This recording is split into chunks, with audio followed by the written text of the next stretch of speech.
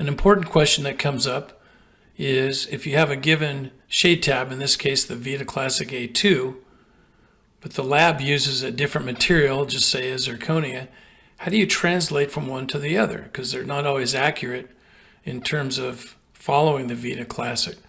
And what I want to show you is how easy it is for ShadeWave to translate from one shade guide to another. And we process the photo, and then we got a map. So here's the shade map from this photo, and we took a snapshot of it. And let me bring the snapshot up. Here's the snapshot of the map. And now what we're going to do is show you where all the shade guides are. It says Vita Classic over here on the left, and here's 24 different shade guides.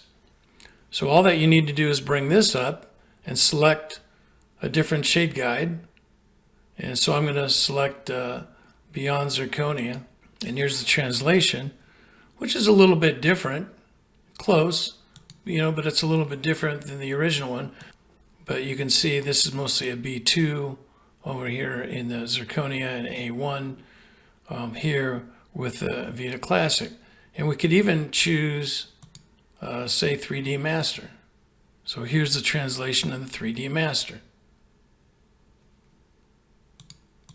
So translations are 100% mathematically accurate, although the shades might not be exact in that it's algorithms that find the different shades, but this is as close as it gets. So I just wanted to show you again how the translation works between the different shade guides.